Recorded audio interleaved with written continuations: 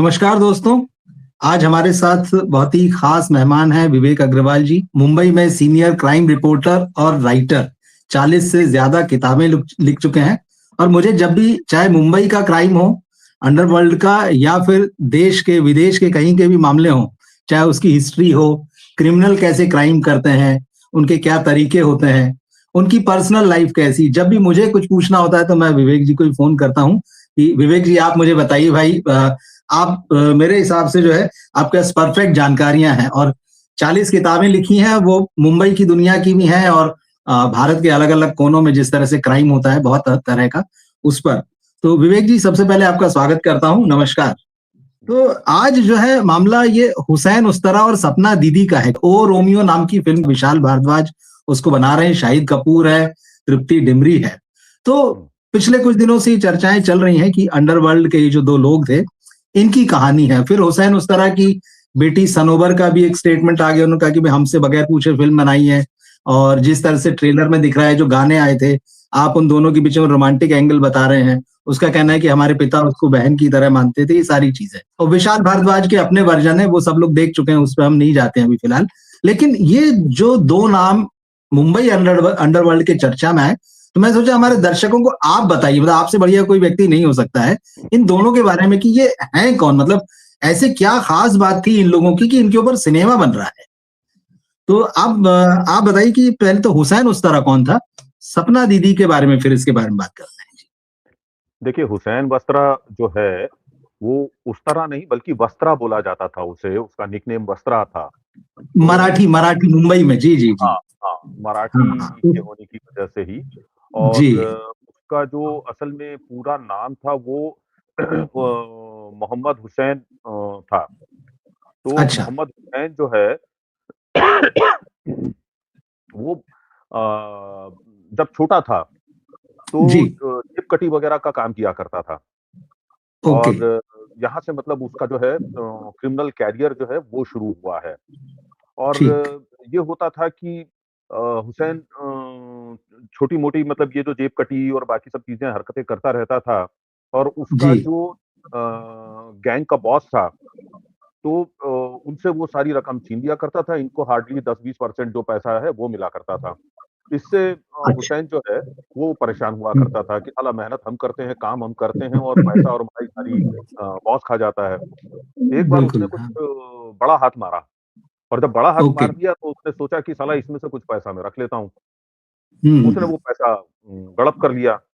उसके बॉस को ठीक। जो है इस चीज़ की जानकारी मिल गई, उसने इसको पीटना-पाटना शुरू कर दिया।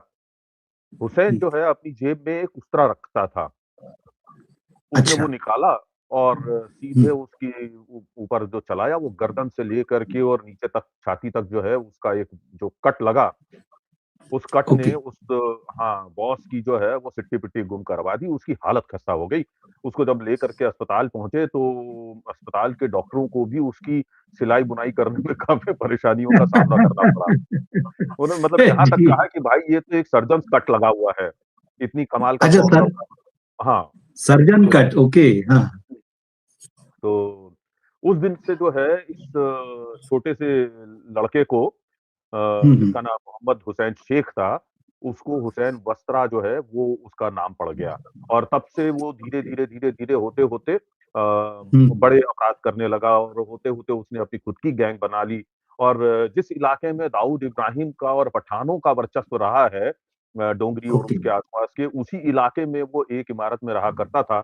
और उसने उस इमारत की जो सकरी गलियों से होकर के जब उसके घर तक पहुँचते थे, वहाँ पे इतना हम्म। सुरक्षा का तगड़ा जाल बिछा रखा था कि आप उसकी बिना जानकारी और इजाज़त के ऊपर तक उसके घर पे पहुँच नहीं सकते थे।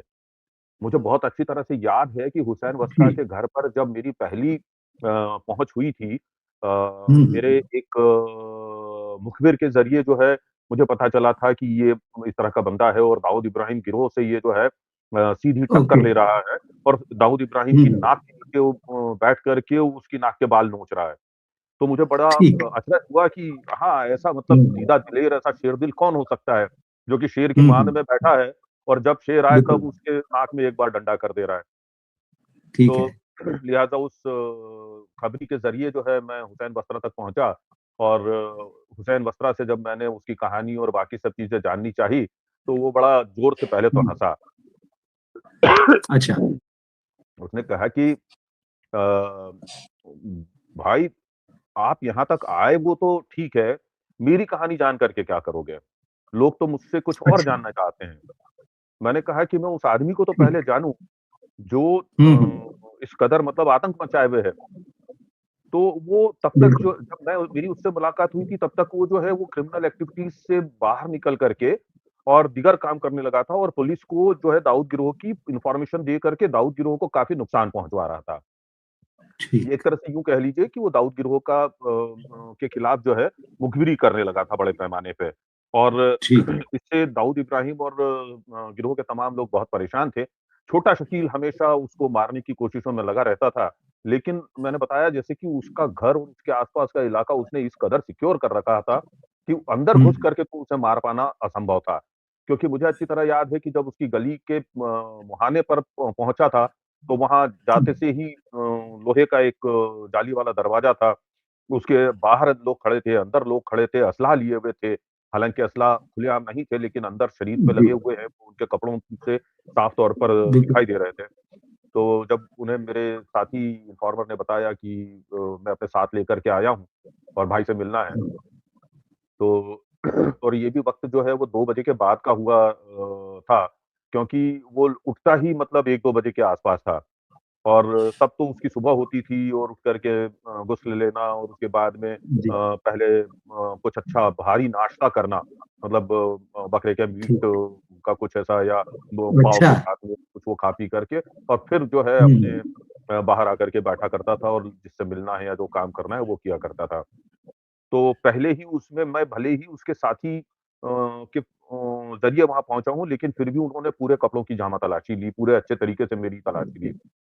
उसके हुँ, बाद दरवाज़ा खोला गया, फिर मुझे अंदर वो जो अंदर खड़ा बंदा था, वो लेकर के आगे गया। जब वो गली खत्म हुई, तो वहाँ फिर एक चैनल और दरवाज़ा था। उस जगह पर जो है बातचीत हुई, बोले कि भाई ने बुलाया है, फिर अंदर गए। ऐसे करते-करते 5 बंद दरवाज़े ओह! खुले, तब जा कर के हुसैन के ठीक, बैठक तक पहुँच पाए थे। तो जो क्या बात है। उसको उसको हुँ, बड़ा ताज्जुब हुआ कि इस तरीके से कोई दाऊद की मुखालफत करने वाले इंसान के पास तक भी पहुँच सकता है। अच्छा ये बता दूँ कि मैं अकेला जी, नहीं था, मेरे अलावा भी बहुत सारे जी, पत्रकार उसके दोस्त थे और कइयों को तो ओके, जो जर्नलिस्ट है उनको मैंने ही उस तक पहुँचाया था। जो नए पत्रकार आते थे और जो बड़े उत्साही जी, रहते थे, तो उनको तक मैंने हुसैन तक पहुँचाया है। एक हमारे साथी पत्रकार जो हैं वो अंग्रेजी अखबार में नए-नए आए थे, साउथ इंडियन थे और उन्हें मुंबई जी, के बारे में कुछ नहीं पता था। मराठी मतलब तो आप ख्वाब में नहीं सो सकते, उनको हिंदी ठीक से नहीं आती थी।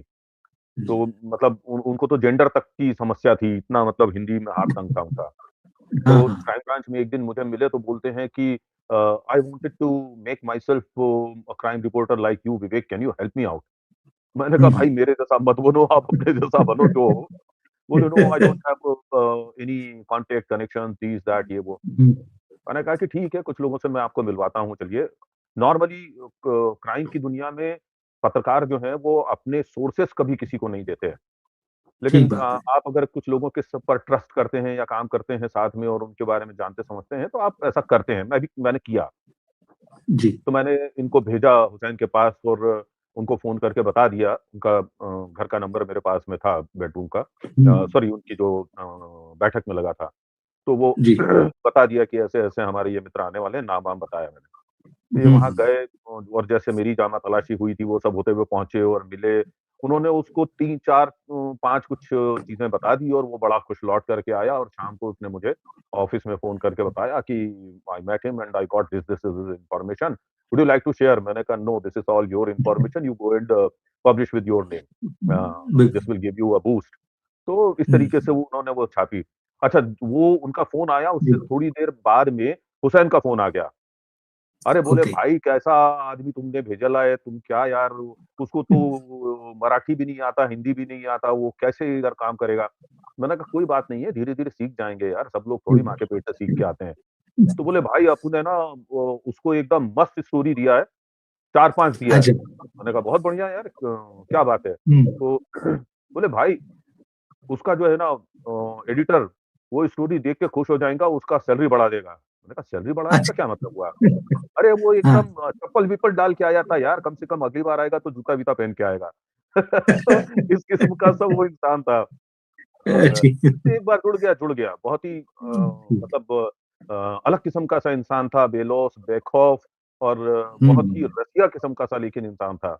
और उसको ओके। जो है खाने-पीने का बहुत कोई ऐसा शौकीन नहीं लेकिन हाँ, अच्छा खाना-पीना उसको पसंद था और लड़कियों के हम्म। मामले में वो बड़ा कमज़ोर था। कई तो उसकी ओके। महिला मित्र थीं, जिनके साथ में उसके रूहानी, जिस्मानी हर तरह के ताल्लुकात थे और वो बाज़ दफ़ा जो है लड़कियाँ बुलाया भी करता था पैसे दे कर के और सुंदर लड़की दिखी नहीं कि उसकी लार टपकने लगती थी बंदे की। ओके। और ये हर इंसान में एक कमज़ोरी होती है और यही कमज़ोरी जो है उसकी मौत की भी वजह बनी थी। तो बिल्कुल। जो जो मतलब उसकी मौत हुई थी वो 11 सितंबर 1998 की शाम को हुई थी और तब तक जो है ये लोग 95 में सपना दीदी को मार चुके थे, यानी अशरफ को मार चुके थे और इसके तो पीछे जो है वो जी, जी, मैं इसके यहाँ पे पीछे जो थोड़ा है सा वो रोकता हूँ क्योंकि टेक्निकल हम ऑपरेशन थे। लास्ट तक पहुंच रहे हैं उनके। तो हम अगर हमने हुसैन उस्तरा को जान लिया है तो हम हुँ, सपना दीदी को भी एक बार जान लेते हैं। और हाँ, सपना बिल्कुल दीदी के साथ हुसैन उस्तरा का कनेक्शन कैसे हुआ और दाऊद जी। इब्राहिम इनकी कहानी में कहां से आता है। तो थोड़ा सपना दीदी से शुरू करते हैं, अभी फिर आगे बढ़ते हैं। देखिए, सबसे पहली बात तो ये कि सपना दीदी जो हम्म। है वो उसका असली नाम नहीं है। जी बिल्कुल बिल्कुल। सपना उसने जानबूझ कर के एक हिंदू आइडेंटिटी ओढ़ी थी ताकि हिंदुओं को या बाकी लोगों को उसके ऊपर ट्रस्ट होना शुरू हो। सपना ओके। से कभी भी मेरा सीधे वाक़फ़ियत नहीं हो पाई लेकिन उससे या उससे जुड़े हुए कई लोगों से मिलना हुआ है, उनसे बातचीत हुई है, उसके बारे में जानकारियाँ हासिल होती रही हैं। सपना हम्म। को लोग जो है अशरफी बी के नाम से जानते-पहचानते हैं अंडरवर्ल्ड में, लेकिन असल में ठीक। उसका नाम अशरफी नहीं है। उसका असल नाम तो ओके। अशरफ है, अशरफ ठीक। खान। अशरफ जो है जी। वो अमूमन इस्लामिक दुनिया में पुरुषों का नाम रखा जाता है और अगर जी। अशरफ का स्त्रीलिंग किया जाएगा अरबी के हिसाब से तो वो अशरफा होता है। परंतु उसके वालिदैन अच्छा। ने उसका नाम अशरफ ही रखा था और वो बाद में ठीक। लोगों ने उसको अशरफ के बदले में अशरफी बी कहना शुरू कर दिया था। तो ख़ैर अ, जी। अशर अशर अश अशर अशरफी जो है जी। उसकी मुलाकात अशरफी की ही एक बहुत ही ख़ास सहेली थी। उसके निकाह में के दौरान जो है महमूद कालिया से हुई। यहाँ इन दोनों की आँखें चार होती हैं, दोनों के बीच में जी। मोहब्बत का चाँद उगता है और दोनों जो है वो लंबे समय तक एक-दूसरे के साथ में वो मोहब्बत में गिरफ्तार जो है रहते हैं। ओके। जो मुझे जानकारी मिली थी उसके हिसाब से तो तकरीबन 5 साल उन लोगों की मोहब्बत चली थी और अच्छा। ये जो लड़की है अशरफी, वो जी। उसके साथ में मोहब्बत उनकी चल रही थी। एक दिन अशरफ से जो है महमूद कालिया जो कहा जाता है महमूद खान, उसने जी। शादी का प्रस्ताव रखा। महमूद कालिया वाक़ई बहुत काला था, लेकिन शरीर का अच्छा हट्टा-कट्टा, हँस-पुष्ट इंसान था और बहुत ही अशरफी को बहुत ही मोहब्बत करने वाला, चाहने वाला इंसान था।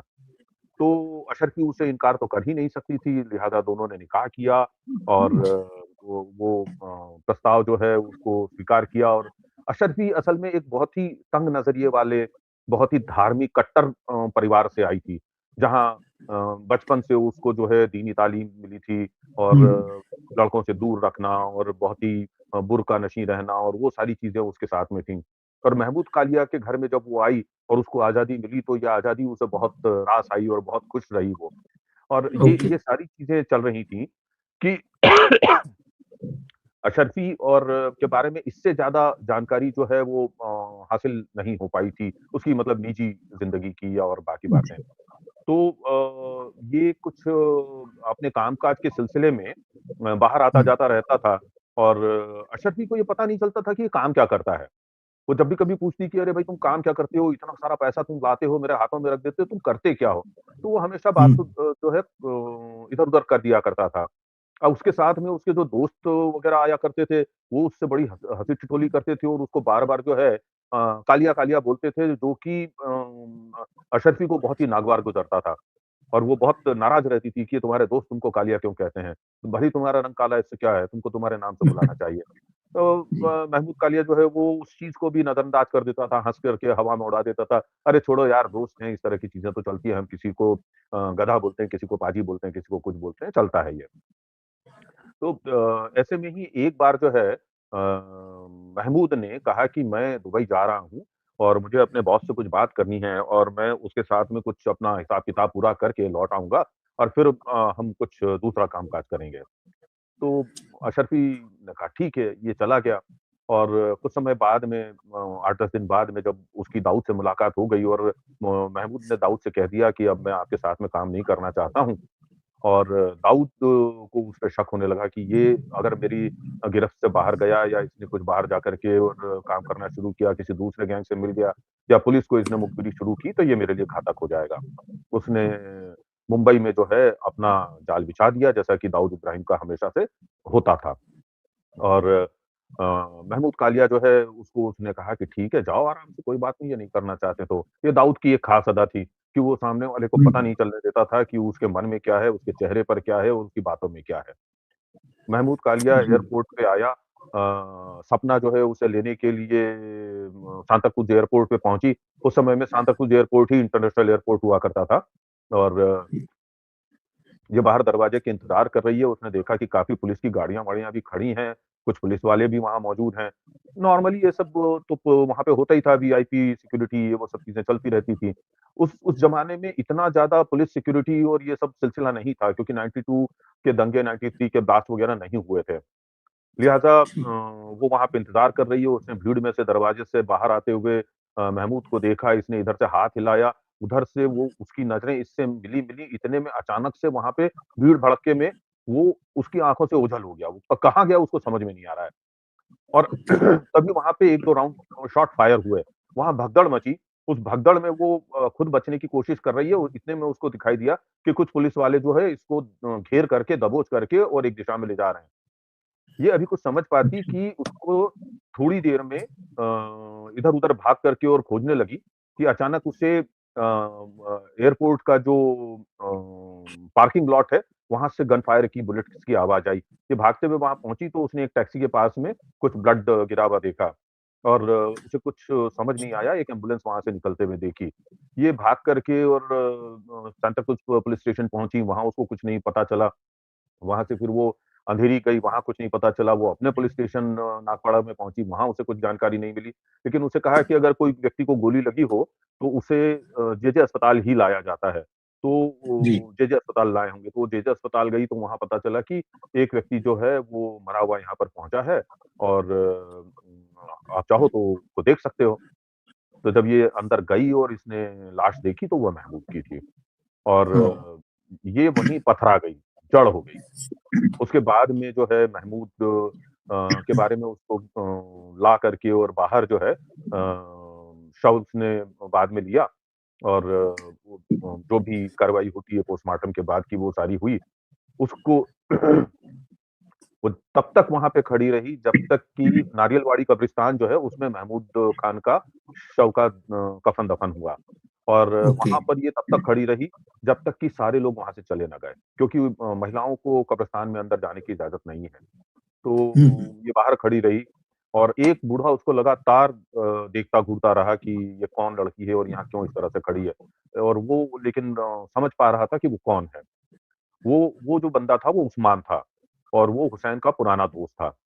तो जब सब चले गए तब ये वहाँ पे पहुँची और उसकी जो ताज़ी कब्र थी उस पे जा कर के बेहोश होकर के गिर पड़ी।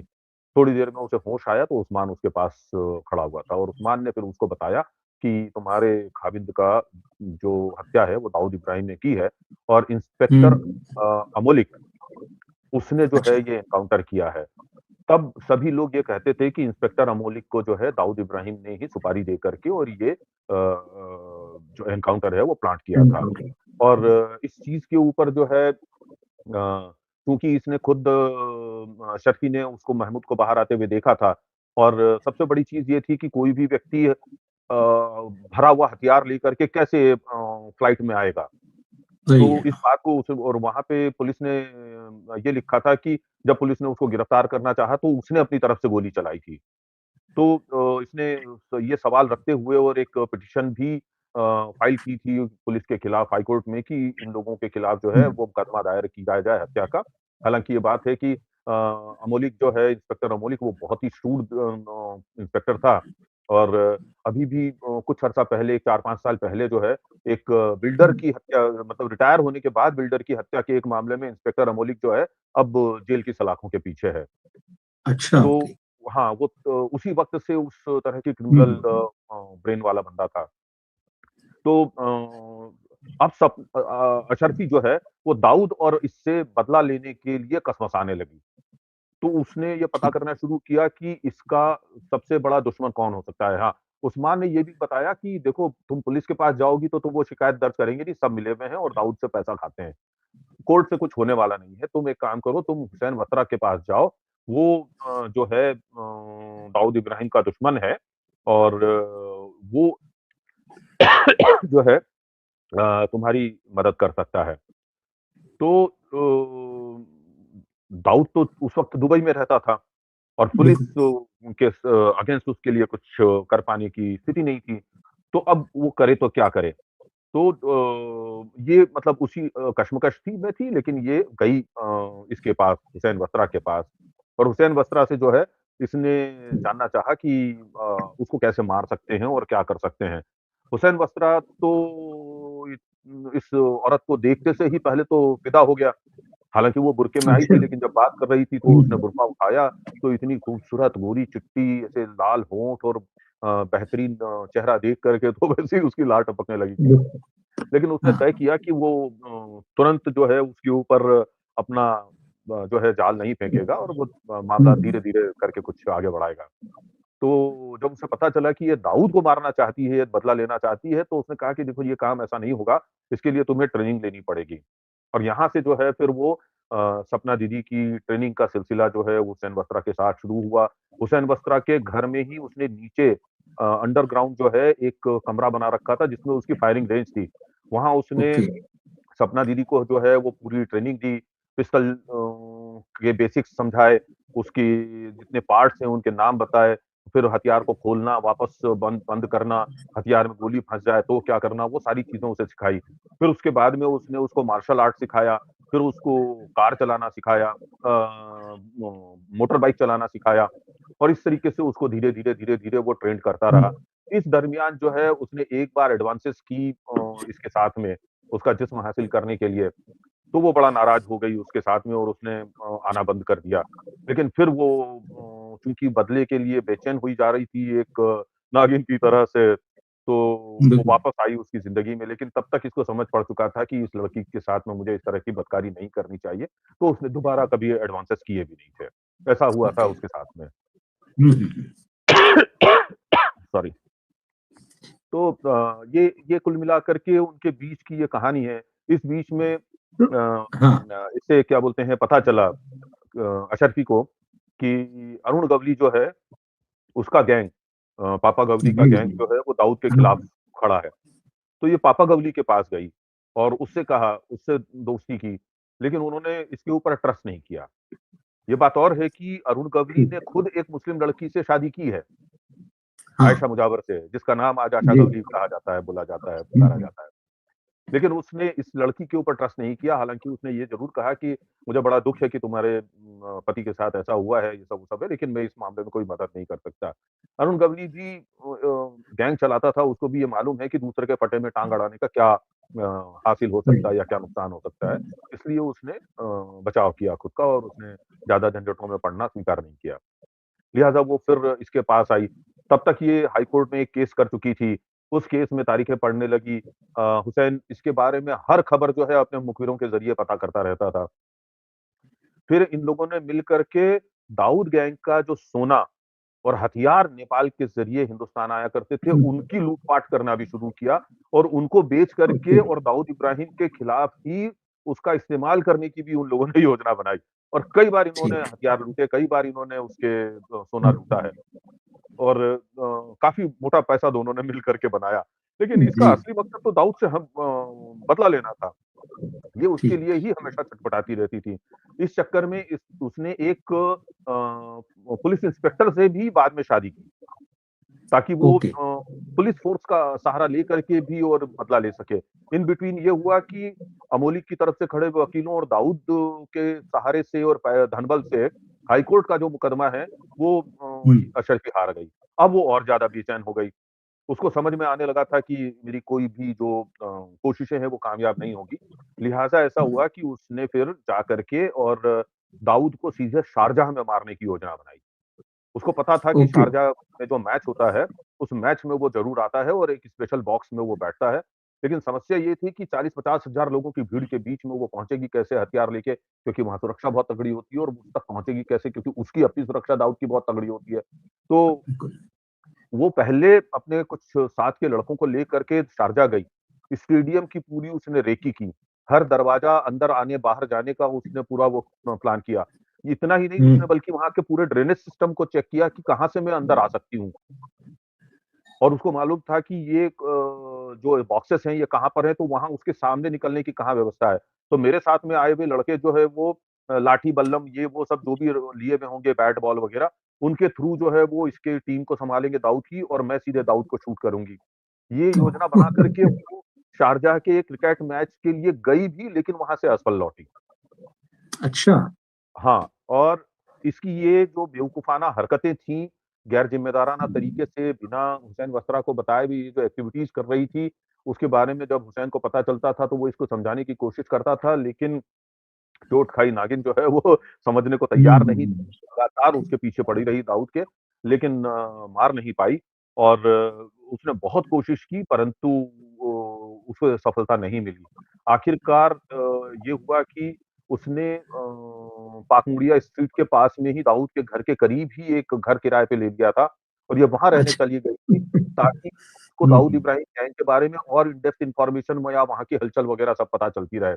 लेकिन उसे नहीं पता था कि वो खुद शेर की मान में जाकर के बैठ गई है।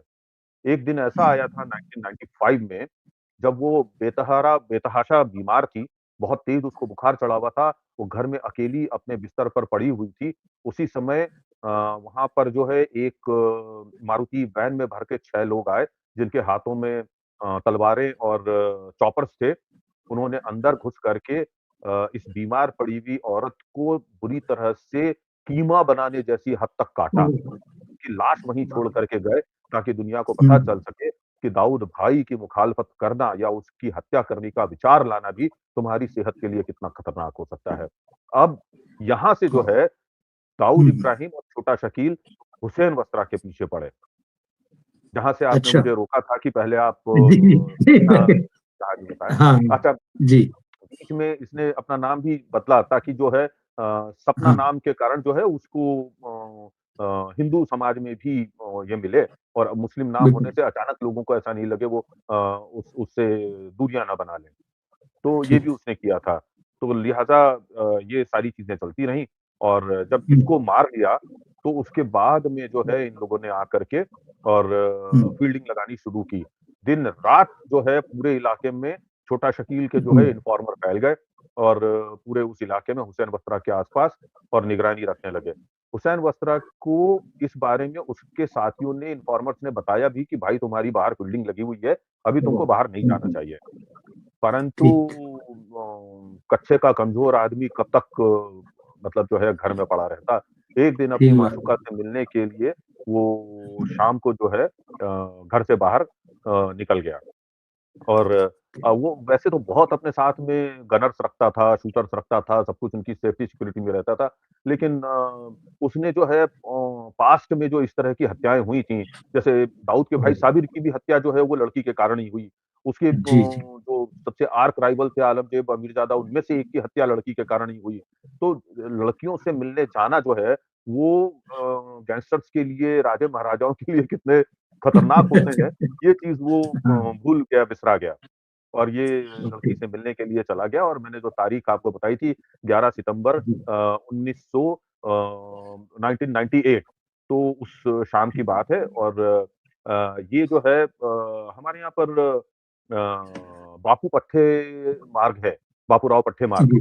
वहाँ हुँ, इसकी प्रेमिका रहती थी और ये इसकी एक खास गाड़ी होती थी उस वक़्त दाइवू कंपनी की सीएलओ कार आती थी।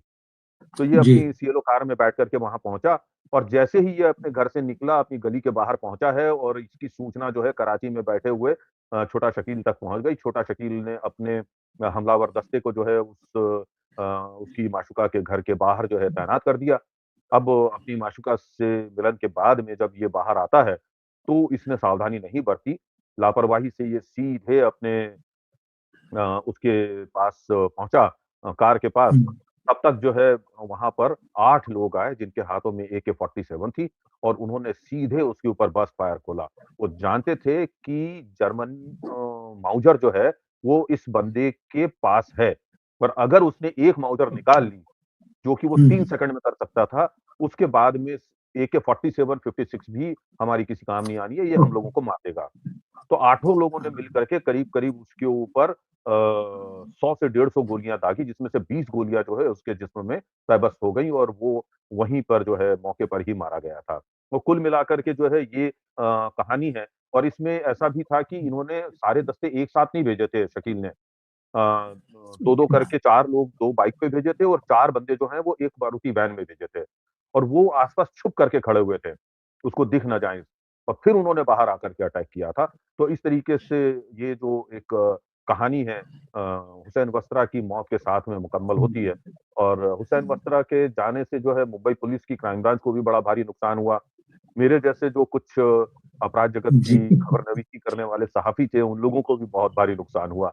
हमें सिर्फ़ दाऊद गिरोह नहीं बल्कि दीगर गिरोहों के बारे में भी और मुंबई पुलिस या कस्टम्स के या तस्करों के बारे में भी, सोना तस्करी के बारे में भी बहुत सारी खबरें वो दिया करता था।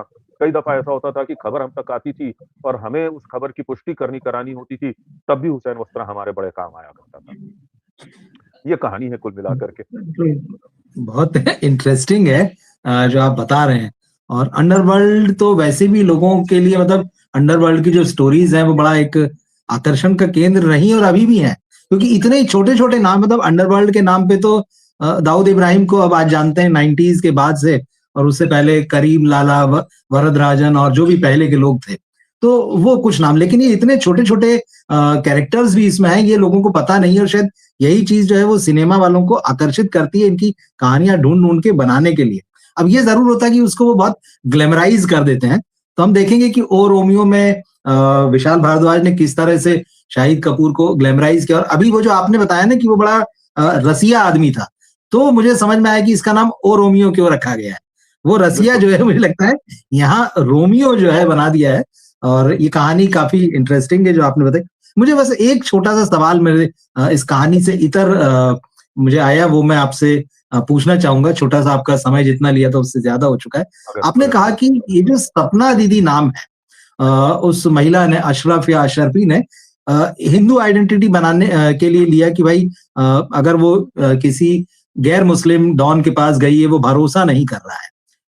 ये अंडरवर्ल्ड में हिंदू मुस्लिम ये शुरू से रहा है, और क्या इसकी बड़ी देखिए एक गहरी हा हाजी बंटवारा जैसा रहा मस्तान है इसका? जी। नहीं, हाजी मस्तान, वर्दा और करीम लाला के वक़्त में तो ये चीज़ बिल्कुल थी ही नहीं। अच्छा, इनफैक्ट मैं ओके। कहूँ कि 92 के कुछ पहले तक यानी 90 के तक तो हर गिरोह में एक-दूसरे के पास में हिंदू और मुसलमान सब हुआ करते थे। दाऊद इब्राहिम का जो सबसे ट्रस्टेड व्यक्ति कोई अगर था तो वो छोटा राजन था, हिंदू था बिल्कुल। हुँ। और दर्जनों उसके पास में हिंदू शूटर थे। ठीक है? जिसमें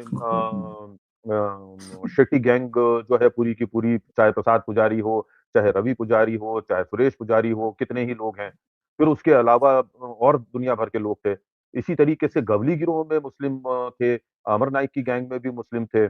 लेकिन 92 का जो ब्लास्ट है, उसके जी, बाद जी। में जो है एक वो डिवाइड काफ़ी बड़ी मात्रा में पनपा था। उसके पहले से ही लेकिन ओके। धीरे-धीरे दाऊद गैंग में वो पनपने लगा था। यहाँ तक भी दाऊद गिरोह के बारे में 1-2 किस्से कहानियाँ आते हैं सामने कि एक जी। हिंदू जो शूटर था और जब वो दाऊद गैंग में शामिल हुआ तो उसको भी खतना करवा के बाकायदा उन्होंने इस्लाम ग्रहण करवाया था।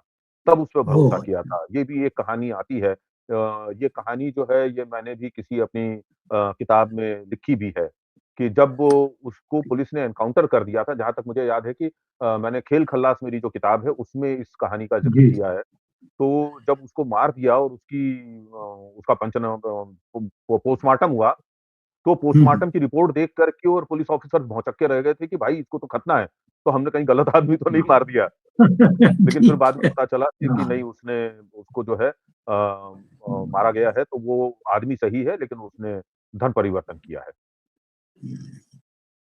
ये वही, क्योंकि नाम बदला उसने, और क्योंकि अरुण गवली का भी जिक्र आ गया इसमें, तो मैं वही चाहता था कि क्योंकि इस फ़िल्म की चर्चा हो रही है और फिर इसके साथ में ये 2 ऐसे नाम जो लगभग गुमनाम थे इस फ़िल्म का टीज़र आने से पहले या इसकी स्टोरीज़ आने से पहले। तो मुझे लगता है अब जो हमारे दर्शक हैं, जो कहानी जी, आपने बताई ना, इसकी रोशनी में उस फ़िल्म को देखेंगे और ये तौल पाएँगे कि कितना सही बताया है या कितना रियल रखा है और कितना उसको फ़िक्शनलाइज़ किया है। और बिल्कुल। मैं आपको थैंक्स तो कहूँगा इसके लिए, और साथ-साथ ये भी कहूँगा कि जब फ़िल्म आ जाएगी और आप भी देख लेंगे जब, तो हम इस पर फिर डिस्कस कर सकते हैं कि किस तरह से फ़िल्म में कितना सच दिखाया गया और कितना जो है उस कहानी को जो है वो एक फ़िल्मीकरण किया गया है। इस एक और चीज़ है कि इस जो इनकी बेटी है जो हुसैन उस्तरा की, वो तो ये कह रही हैं कि आपने इसको रोमांटिसाइज़ कर दिया है और मेरे पिता जो है उसको बहन की तरह मानते थे। इस स्टेटमेंट को आप किस तरह से देखते हैं? क्योंकि आपने कहा कि रसिया था, कई महिलाओं से उसके संबंध थे और मारा भी वो उसी चक्कर में गया। हाँ, लेकिन देखिए अब उनका जो कहना है, कथन है, मैं ना तो उसकी पुष्टि कर सकता हूँ, ना मैं उसको खारिज जी, कर सकता हूँ, क्योंकि ये उनकी अपनी निजी ज़िंदगी का हिस्सा है और जाती तौर पे बिल्कुल। वो क्या जानती और समझती हैं, ये मैं नहीं कह सकता। परंतु ये ज़रूर है कि कोई भी बच्चा होगा, चाहे किसी अपराधी का क्यों ना हो, उसे अपने माता-पिता, अपने दादा-परदादा, नाना-नानी किसी की भी अगर छवि को नुकसान पहुँचाने वाली कोई भी चीज़ अगर आती है समाज में फ़िल्म के ज़रिए, कहानियों के ज़रिए, तो उन्हें अच्छा तो नहीं लगता है। वो उसे डिफेंड तो करते ही हैं या उसको लेकर के नाराज़गी तो ज़ाहिर करते ही हैं। अब अगर वो कह रही हैं, तो उसपे कितना भरोसा किया जाए, कितना नहीं किया जाए, मैं इस पे अथॉरिटी के साथ कुछ बोलने की हैसियत नहीं रखता हूँ। तो ठीक है विवेक जी, फिर जब फ़िल्म आएगी तो हम इस फ़िल्म को देखेंगे। आप भी देखिए, बिल्कुल, मैं भी देखूँगा। फिर हम एक बिल्कुल। बार फिर से इस पे डिस्कस करेंगे कि क्या मामला है, किस तरह से बनाया गया है। और हो सकता जी, है कि तब तक कुछ फ़िल्म में ऐसी चीज़ें दिखाई गई हों कि उस रोशनी में हम इनकी ज़िंदगी को भी देखें, ये भी हो सकता है। निश्चित तौर तो पे। आपका बहुत-बहुत धन्यवाद, और इन सभी दर्शकों का भी धन्यवाद जो हमसे जुड़े रहे, जिन्होंने आपने जो बहुत रोचक ढंग से ये किस्सा कहानी बताया, सपना दीदी का और हुसैन उस्तरा का, जिसको मराठी में वस्तरा कहते हैं। जी, उर्दू का शब्द है, हिंदी उर्दू का, लेकिन मराठी में वो ट्रांसलेट होके वस्तरा हो जाता है। तो हम मिलेंगे फिर एक बार फिर से, और बिल्कुल। दर्शकों को भी बहुत-बहुत धन्यवाद, आपको भी, और शुभ धन्यवाद। रात्रि, नमस्कार।